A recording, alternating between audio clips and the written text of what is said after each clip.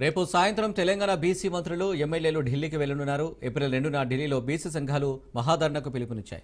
తెలంగాణలో బీసీల రిజర్వేషన్లు 42% పెంచుతూ శాసనసభ ఆమోదించిన బిల్లును ఆమోదించాలని బీసీ సంఘాలు డిమాండ్ చేస్తున్నాయి. మహాధర్నాకు కాంగ్రెస్ అగ్రనేత Rahul Gandhi, CM Revanth, deputy CM Bhatti, PCC chief Mahesh Kumar Goud పాల్గొననున్నారు. బీసీ బిల్లును ఆమోదించాలని బీసీ మంత్రులు, ఎమ్మెల్యేలు, కేంద్ర మంత్రులు, అన్ని రాజకీయ పార్టీల నేతలను కలవనున్నారు.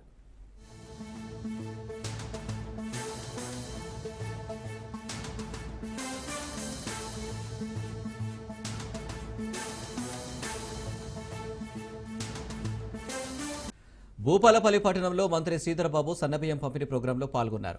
16వ వార్డు 25వ రేషన్ షాప్లో ప్రజాపాలన సన్నబియ్యం కార్యక్రమాన్ని ఎమ్మెల్యే గండ్ర సత్యనారాయణరావుతో కలిసి పాల్గొన్న రాష్ట్ర ఐటీ శాఖ మంత్రి శ్రీధరబాబు ప్రారంభించారు.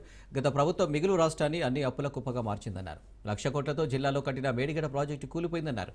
కాంగ్రెస్ ప్రభుత్వం పేదల కడుపు నింపాలనే ఆలోచనతో సన్నబియ్యం పంపిణీకి శ్రీకారం చుట్టినట్టు చెప్పారు.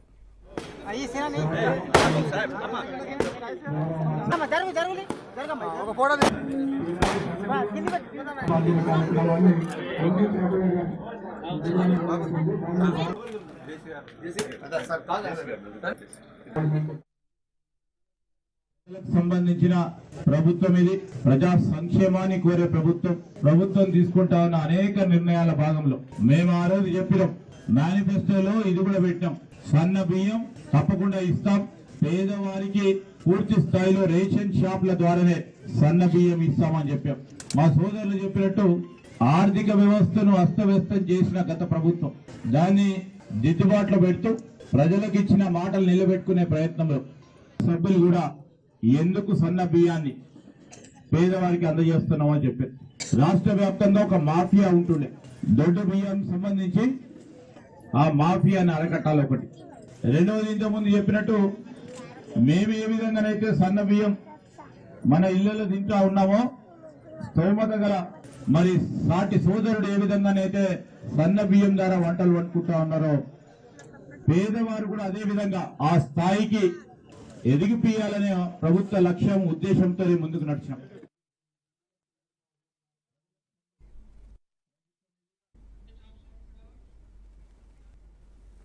TPCC chief MLA Mahesh Kumar గౌడ్కు కరాటే బ్లాక్ బెల్ట్ డాన్స్ 7 ప్రదానం జరిగింది. ఒకినావా మార్షల్ ఆర్ట్స్ అకాడమీ నుంచి సర్టిఫికేట్ పొందినట్లు నిర్వాహకులు తెలిపారు. వైడబ్ల్యూసీఏలో 3 గంటల పాటు జరిగిన పరీక్షలో మహేష్ కుమార్ గౌడ్ నెగ్గారు. ఇప్పటి సమాజంలో తల్లిదండ్రులు పిల్లలను ఒక కంప్యూటర్ కిడ్స్లా తయారు చేస్తూ మానసిక ఒత్తిడికి గురి చేస్తున్నారని, క్రీడల పట్ల ఆసక్తి చూపించేలా చేయాలన్నారు. తను ఎంత బిజీ ఉన్నా కరాటేకు తప్పకుండా సమయం కేటాయిస్తానన్నారు మహేష్ కుమార్ గౌడ్. రాజ్భవన్ ఏబీవీపీ విద్యార్థులు ముట్టడించారు. హెచ్సీయూ భూములను ప్రైవేటు సంస్థలకు అప్పగించేందుకు ప్రభుత్వం ప్రయత్నిస్తుందని ఏబీవీపీ నాయకులు మండిపడ్డారు. హెచ్సీయూ భూముల విషయంలో ప్రభుత్వం ఇష్టానుసారంగా ప్రవర్తిస్తుందని గవర్నర్ దృష్టికి తీసుకొచ్చినా స్పందించట్లేదని ఏబీవీపీ విద్యార్థులు విమర్శించారు. గవర్నర్ వెంటనే స్పందించి హెచ్సీయూ భూములను పరిరక్షించాలని కోరారు.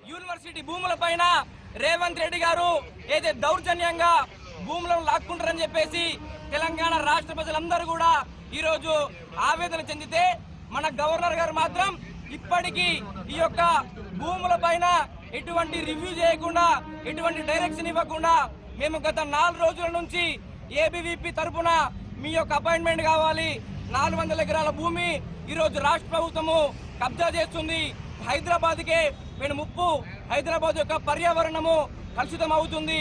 గత 60 సంవత్సరాల నుంచి అనేక మంది అయితే జాబర్స్ కావచ్చు, రాజకీయ నాయకులు కావచ్చు, సామాజికవేత్తలు కావచ్చు, అనేక మందిని తయారు చేసినటువంటి హెచ్యూ భూములు పోతున్నాయని మొర్రోని మొత్తుకున్నా కూడా గవర్నర్ గారు అపాయింట్మెంట్ ఇవ్వకుండా ఈరోజు విద్యార్థుల నుంచి తప్పించుకు తిరగడాన్ని ఏబీవీపీ తీవ్రంగా ఖండిస్తోంది. మేము ఒకటే డిమాండ్ చేస్తా ఉన్నాం, గవర్నర్ గారు మీరు ఏదైతే రాష్ట్ర ప్రథమ పౌరుడిగా ఈ యొక్క రాష్ట్రంలో ఉన్నటువంటి యూనివర్సిటీ యొక్క భూములను కాపాడేటువంటి బాధ్యత మీ పైన ఉంది. దయచేసి ఇప్పటికైనా ఈ యొక్క భూముల పైన ఒక ముందడుగేసి మీకున్నటువంటి పవర్స్ ని యూజ్ చేసి ఆ యొక్క భూమిని కాపాడి ముందు తరాలకు అందించాలని చెప్పేసి మేము కోరుతున్నాం. తెలంగాణలో గ్రీన్ మర్డర్ జరుగుతుందంటూ కేంద్ర మంత్రి బండి సంజయ్ విమర్శించారు. గతంలో బీఆర్ఎస్, ఇప్పుడు కాంగ్రెస్ కోతలు మరింత లోతుగా ఉన్నాయన్నారు. కాళేశ్వరం కోసం బీఆర్ఎస్ 25 లక్షల చెట్లను నరికివేసిందని విమర్శించారు. హరితహార ముసుగులో కాన్కో పర్పస్ బహుమతిగా ఇచ్చిందని ఎద్దేవా చేశారు. కంచె గచ్చిబౌలిలో జరిగిన హరిత విధ్వంసంలో కాంగ్రెస్ చేరిందని పేర్కొన్నారు. అదే గొడ్డలి కొత్త చేతులని అన్నారు. తెలంగాణలో అటవీ నిర్మూలన మాఫియాను ప్రోత్సహిస్తున్నారని సంజయ్ ఎక్స్ వేదికగా ట్వీట్ చేశారు.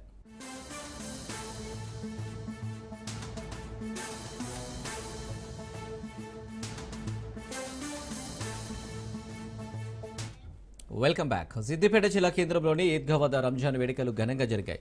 ఈ వేడుకల్లో మాజీ మంత్రి హరీష్ రావు పాల్గొన్నారు. బీఆర్ఎస్ ప్రభుత్వంలో మాజీ సీఎం కేసీఆర్ హిందువుల, ముస్లిం అభ్యున్నతి కోసం పాటుపడ్డారని మాజీ మంత్రి హరీష్ రావు అన్నారు. ముస్లిం సోదరులకు రంజాన్ శుభాకాంక్షలు తెలిపారు. అన్ని వర్గాల అభ్యున్నతికి ప్రభుత్వాలు కృషి చేయాల్సిన అవసరం ఉందన్నారు. మతాలకు అతీతంగా ఉగాది, రంజాన్ పండుగలను హిందూ ముస్లింలు సోదర భావంతో జరుపుకోవడం శుభ పరిణామమన్నారు.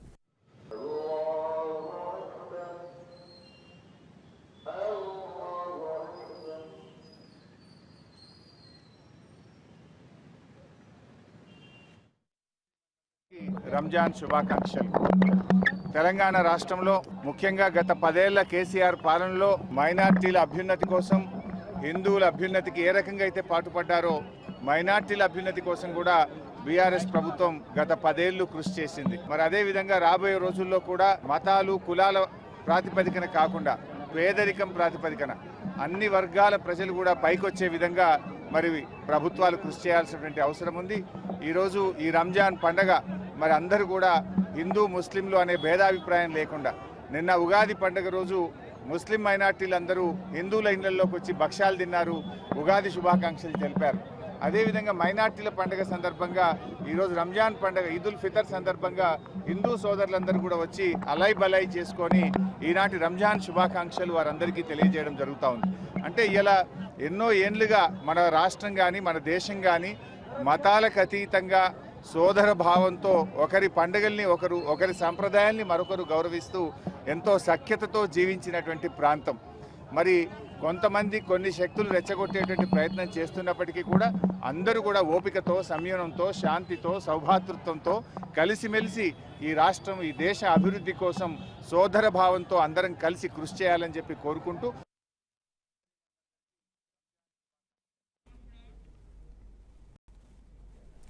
ఉమ్మడి రాష్ట్రంలో అభివృద్ధికి ఆమడు దూరంలో ఉన్న పాలమూరు స్వరాష్ట్రంలో అన్ని రంగాల్లోనూ దూసుకుపోతుంది. మౌలిక సదుపాయాల కల్పనకై 10 ఏళ్లుగా ఎన్నో పనులు జరుగుతున్నాయి. అందులో భాగంగా ఓ జాతీయ రహదారిని రింగ్ రోడ్లా మలిచారు. పాలమూరులో ట్రాఫిక్ కష్టాలకు చెక్ పెట్టడంతో పాటు నగరాన్ని విస్తరించేందుకు ఈ మార్గం ఉపయోగపడనుంది. పాలమూరుకు కంఠాభరణంగా మారింది జాతీయ రహదారి.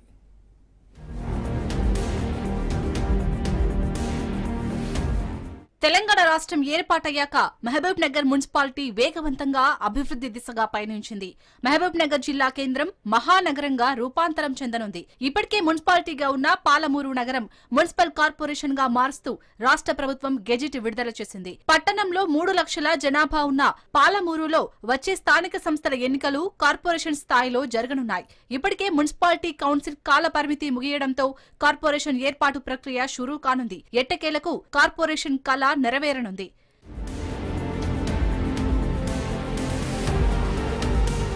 కార్పొరేషన్ కు తగ్గట్లుగానే అభివృద్ధి పనులు కూడా జరుగుతున్నాయి. పాలమూరులో ట్రాఫిక్ కష్టాలకు చెక్ పెట్టడంతో పాటుగా నలుదిక్కులుగా నగరం విస్తరించే అవకాశం కూడా ఈ మార్గం కల్పిస్తుంది. అందులో భాగంగా భూత్పూర్, చించోలీల మధ్య నూతనంగా జాతీయ రహదారిని అభివృద్ధి చేస్తున్నారు. 167N పేరుతో నిర్మిస్తున్న ఈ జాతీయ రహదారి పాలమూరు నగరానికి మణిహారంగా మారనుంది. ఎందుకంటే ఈ జాతీయ రహదారిని నగరం వెలుపల నుంచి నగరాన్ని చుట్టేలా నిర్మిస్తున్నారు. ఈ రహదారి హైదరాబాద్, బెంగళూరు జాతీయ రహదారిలో భూత్పూర్ వద్ద ప్రారంభమై క్రిస్టియన్ పల్లి, బండమీదిపల్లి, పాలమూరు వర్సిటీ, కోయిల్కొండ రోడ్డులను అనుసంధానం చేస్తూ తిరిగి తాండూరు రోడ్డుకు కలిసే విధంగా నిర్మిస్తున్నారు.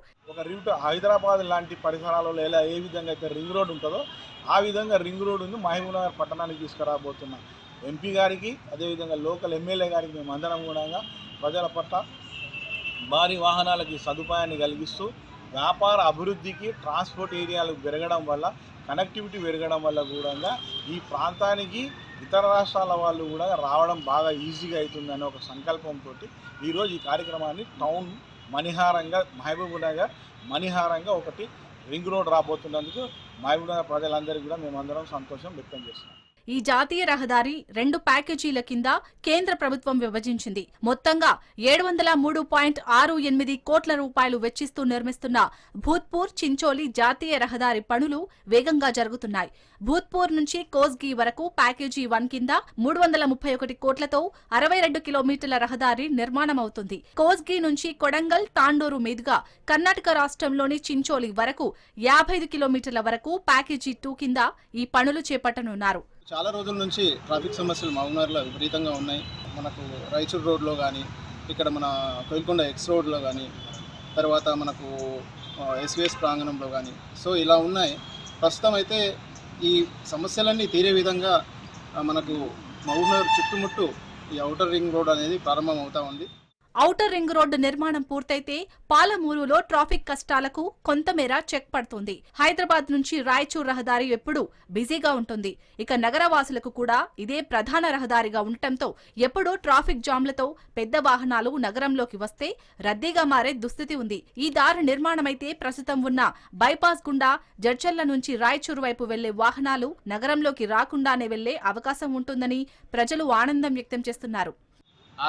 बिलखसूस महबूबनगर में जिस तरीके से ट्रैफिक का ज़्यादा हजूम बढ़ने पर इस तरीके से जो है ना महबूबनगर के टाउन के लोग जो परेशानियों और जो है ना मुश्किलात का सामना कर रहे थे, उसी को ज़िम्मेन रखते हुए आज जो है ना महबूबनगर के एमएलए साहब सेंट्रल रोड्स एंड हाईवेज के मिनिस्टर को मिलकर जो है ना एक मेमोरेंडम दिए हैं. उसका यही मकसद है कि जो है ना लोकल के अंदर ट्रैफिक को जो है ना उसको जो है ना कम करना और जो है ना आवाम को जिस तरीके से हर तरीके से फायदा पहुँचाने वाली गवर्नमेंट जो है ना है. ఇప్పటికే పాలమూరును కార్పొరేషన్ గా మారుస్తూ గెజిట్ విడుదలైంది. ఇక నగర అభివృద్ధిలో భాగంగా అన్ని హంగులు సమకూర్చాల్సిన అవసరం ఉంది. ఇందులో భాగంగా నగరంలో నిర్మితమవుతున్న ring road Palamuru life line గా మారనుంది. మెట్ట ప్రాంత ప్రజల దశాబ్దాల స్వప్నం తీరబోతుందా? శ్రీకాళహస్తి నడుకుడి రైలు మార్గానికి గ్రీన్ సిగ్నల్ ఇచ్చారా అంటే అవుననే సమాధానమే వినిపిస్తుంది. వైసీపీ పాలనలో నిర్లక్ష్యానికి గురైన మెట్ట ప్రాంత రైల్వే లైన్కు కదలిక వచ్చింది. కేంద్ర ప్రాధాన్యత జాబితాలో శ్రీకాళహస్తి నడుకుడి రైల్వే లైన్ చేరడంపై ప్రజల్లో హర్షం వ్యక్తమవుతుంది. 309 కిలోమీటర్లు 38 స్టేషన్లతో రైల్వే లైన్ ఏర్పాటు కానుంది. అయితే ప్రకాశం జిల్లాలో వడివడిగా రైల్వే లైన్ పనులు జరుగుతుండగా నెల్లూరులో నత్తనడకన సాగుతుండడంపై విమర్శలు వినిపిస్తున్నాయి.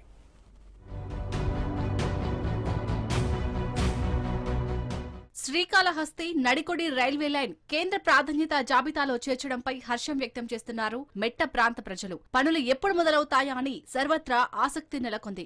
309 కిలోమీటర్ల ఈ మార్గం పనులు ఆశించిన స్థాయిలో ముందుకు సాగడం లేదు. నెల్లూరు జిల్లాలో 5 ఏళ్ల వైసీపీ పాలనలో రైల్వే లైన్ నిర్మాణ పనులు పూర్తిగా అటకెక్కాయి. కూటమి ప్రభుత్వం అధికారంలోకి వస్తూనే వీటిపై దృష్టి సారించింది. కలెక్టర్తో తాజా పరిస్థితులపై పరిశీలన చేయించింది కూటమి సర్కార్. కలెక్టర్ పరిశీలన చేసి 5 నెలలు గడిచి పనుల్లో కదలిక కనిపించడం లేదు. అయితే ప్రకాశం జిల్లాలో పనులు జోరుగా సాగుతుండడం, జిల్లా పరిధిలోనూ పనుల్లో వేగం పెంచేందుకు కాంట్రాక్టర్ సిద్ధమవుతున్నట్లు విశ్వసనీయ సమాచారంతో మెట్ట ప్రాంత వాసుల ఆశలు చిగురిస్తున్నాయి.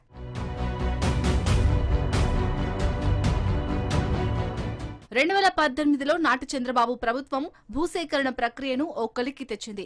భూములకు ధర నిర్ణయించి చెల్లింపులే తర్వాయి అన్న సమయంలో రాష్ట్రంలో వైసీపీ అధికారంలోకి వచ్చింది. జగన్ సర్కార్ ప్రాజెక్టును పూర్తిగా వదిలేయడం, నిధులు మంజూరు చేయకపోవడంతో పనులు స్తంభించాయి. 2018లో నాడు నిర్ణయించిన ధరకు భూములు ఇచ్చేందుకు రైతులు ససేమిరా అంటున్నారు. ప్రస్తుత ధరలకు అనుగుణంగా పరిహారం అందేలా చూడాలని పరిశీలనకు వచ్చిన కలెక్టర్కు రైతులు విజ్ఞప్తి చేశారు. నాటి ధరకు 15% వడ్డీతో కలిపి పరిహారం చెల్లించే విధంగా పరిశీలన జరుగుతుందని సమాచారం. దీనికి రైతులు అంగీకరిస్తే అన్ని అడ్డంకులు తొలగినట్లే. పరిహారం చాలదంటే మాత్రం కొంత జాప్యమయ్యే అవకాశం ఉంది. ఈ ప్రాజెక్టుకు మొత్తం భూసేకరణ రాష్ట్ర ప్రభుత్వమే పూర్తి చేసి ఇవ్వాల్సి ఉండగా ఒక్క ఆత్మకూరు డివిజన్లోనే 1160 ఎకరాలు భూసేకరణ చేయాల్సి ఉంది.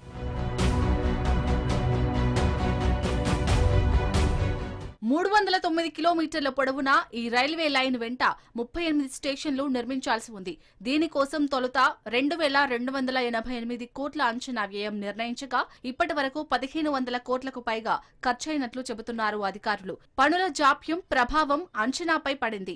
ఇప్పుడు 5,000 కోట్లు అవసరమనే మాట బలంగా వినిపిస్తుండగా పెరిగిన ధరలతో ఆ మొత్తం 7,000 కోట్లు దాటుతుందని అంచనా వేస్తున్నారు అధికారులు. ఈ రైల్వే లైన్ నిమిత్తం 1983లో సర్వే చేపట్టగా 2013-2014 సమయంలో 3 కోట్లు కేటాయించడంతో పనుల్లో కదలిక వచ్చింది.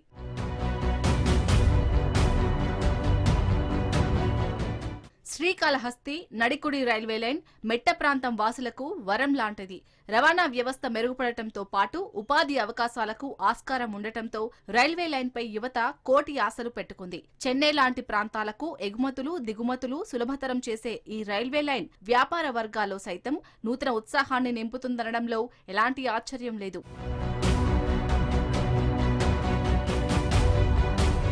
శ్రీకాళహస్తి నడికుడి రైల్వే లైన్ పూర్తయితే ఉపాధి అవకాశాలు పెరగడంతో పాటు వాణిజ్యం కూడా పెరుగుతుంది.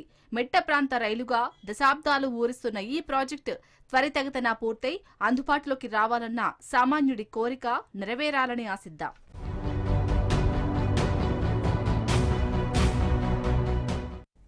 Welcome back. కర్నూలు జిల్లాలో సాంప్రదాయ పిడకల సమరం హోరహోరీగా సాగింది. వేలాది మంది సమక్షంలో జరిగిన పిడకల సమరం ఉత్కంఠ రేపింది. దశాబ్దాల కాలం నాటి పిడకల సమరం ఈసారి కూడా వైభవంగా జరిగింది. భద్రకాళి వీరభద్రస్వామి భక్తులు 2 వర్గాలుగా విడిపోయి ఒకరిపై మరొకరు పిడకలు విసురుకొని భక్తిని చాటుకున్నారు. కర్నూలు జిల్లా ఆస్పరి మండలం కైరుపాలలో భద్రకాళి దేవి వీరభద్రస్వామి ఆలయానికి 100 సంవత్సరాల చరిత్ర ఉంది. ఉగాదిని పురస్కరించుకొని పిడకల సమరం నిర్వహిస్తారు. గ్రామస్తులు వీరభద్రస్వామి కాళికాదేవి వర్గీయులుగా విడిపోయి పరస్పరం పిడకలతో దాడి చేసుకున్నారు. ఒకరిపై ఒకరు పిడకలు విసురుకుంటూ గుంపులుగా కదిలారు. స్థానికులు ఎవరికి వారు పైచే సాధించేందుకు పిడకల సమరంలో హోరాహోరీగా తలపడ్డారు.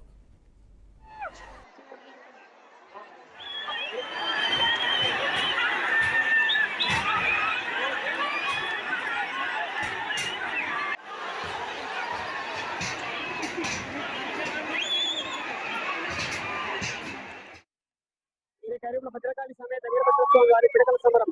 ఈ పిడకల సమరం ఎలా వచ్చిందంటే ఈ ప్రేమ వివాహానికి కారణమైన ఈ పిడకల సమరం ఒక ముఖ్య కారణం. వీరభద్రుడు భద్రకాళితో ప్రేమలో పడగా భద్రకాళిని నిరాకరించింది. దీనికోసం భద్రకాళిని కోరిన వీరభద్రుడు భద్రకాళి తన వారిని తీసుకొని మంది బారబలంతో వీరభద్రుడిపై పిడకలతో యుద్ధానికి ప్రకటించింది. అదే విధంగా వీరభద్రుడు కూడా ఆ పిడకల యుద్ధాన్ని ఇవ్వకూడదు. ఈ పిడకల సమరం ఆరంభంలోకి వచ్చింది. అదే విధంగా ఇప్పుడు మేము జరుగుతున్న ఆచారంలోకి వచ్చింది. నా పేరు పూజారి మహేష్. ఆలయ పూజారిలో నేను ఒకటి. ఖైరప్ల గ్రామం ఆస్పరిమ కర్నూలు జిల్లా ఆంధ్రప్రదేశ్. భద్రకాళి మరియు వీరభద్రస్వామి యొక్క ప్రేమ వ్యవహారం యొక్క పిడకల సమరానికి దారితీసినటువంటి సన్నివేశం ఇక్కడ ఖైరప్ల గ్రామంలో త్రేతాయుగంలో క్రీస్తు శకము పూర్వంలో 16వ శతాబ్దంలో ఈ శంఖ మహారాజు కాలం నాటి జరుగుతున్నటువంటి ఆచారం ఇది. మా యొక్క సంస్కృతి సాంప్రదాయాన్ని కాపాడుకోవడానికి మా యొక్క పూర్వీకులు మాకు ఏ విధంగా అయితే యొక్క తరతరాల నుంచి మాకు అందిస్తూ ఉన్నారు, మేము అదే విధంగా దాన్ని పాటిస్తూ దీన్ని భద్రంగా మా యొక్క తరాల వారికి అందిస్తూ ఉన్నాము. ప్రతి ఒక్కరు కూడా మేము అన్నదమ్ములుగా కలిసి ఉంటాము. భద్రకాళి వైపు 3 కులాలైనటువంటి కంసాలి, ఆచారి మరియు మాదిగా అనే వాళ్ళు, గొల్ల వాళ్ళు ఉంటారు. ఇటు సైడ్ నుంచి రిమైనింగ్ కులాల వాళ్ళు ఉంటారు. అయితే ఈ చుట్టుపక్కల ఉన్నటువంటి 16 నుంచి 20 గ్రామాల ప్రజలంతా కూడా ఈ యొక్క పిడకల సమరంలో పాల్గొనడం చాలా విశేషము. ఈ యొక్క పిడకల సమరాన్ని చూడడానికి మహారాష్ట్ర, కర్ణాటక మూల నుంచి చిన్న పల్లెటూరు నుంచి కూడా పిడకల సమరాన్ని చాలా మంది వస్తారు. ప్రధాని నరేంద్ర మోదీ ప్రైవేటు సెక్రటరీగా నిధి తివారీని కేంద్ర ప్రభుత్వం నియమించింది. ఈ మేరకు department of personnel and training DoPT ఉత్తర్వులు జారీ చేసింది. కేంద్ర కేబినెట్ నియామకాల కమిటీ ఆమె నియామకాన్ని ఆమోదించింది. 2014 బ్యాచ్కి చెందిన ఇండియన్ ఫారిన్ సర్వీసెస్ అధికారిని 2023 జనవరి 6 నుంచి పీఎంఓ డిప్యూటీ సెక్రటరీగా పనిచేస్తున్నారు. అంతకుముందు 2022లో పీఎంఓలో అండర్ సెక్రటరీగా చేరారు. గతంలో ఆమె విదేశాంగ మంత్రిత్వ శాఖలో అంతర్జాతీయ భద్రతా వ్యవహారాల విభాగంలో పనిచేశారు. ఈ నేపథ్యంలోనే ఆమె మోదీ ప్రైవేటు కార్యదర్శిగా నియామకం జరిగింది.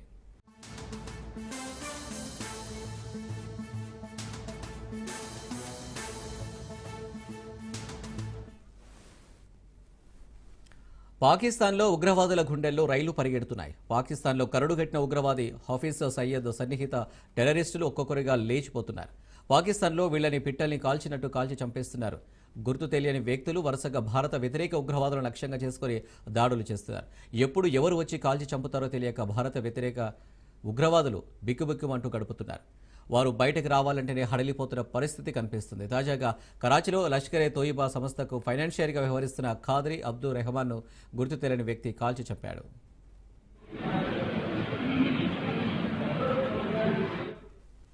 ఈ ఘటన పాక్ వాణిజ్య నగరమైన కరాచీలో చోటు చేసుకుంది. రంజాన్ రోజునే జరిగిన ఈ దాడికి సంబంధించిన వీడియో వైరల్ అవుతుంది. బైక్పై వచ్చిన దుండగుడు రెహమాన్ ఒక దుకాణంలో నిలబడి ఉండగా కాల్పులు జరిపి అక్కడి నుంచి పరారయ్యాడు. అబ్దుల్ రెహమాన్ 26/11 ఉగ్రదారి సూత్రధారి హఫీజ్ సయ్యద్కు సన్నిహితుడిగా ఉన్నారు.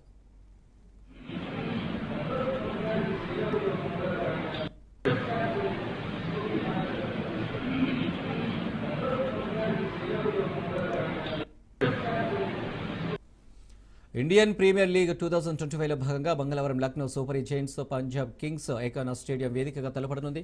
కొత్త కెప్టెన్ రిషబ్ పంత్ మంచి ప్రదర్శనతో సొంత గడ్డపై ఈ సీజన్లో తొలి విజయాన్ని అందించాలని చూస్తున్నాడు.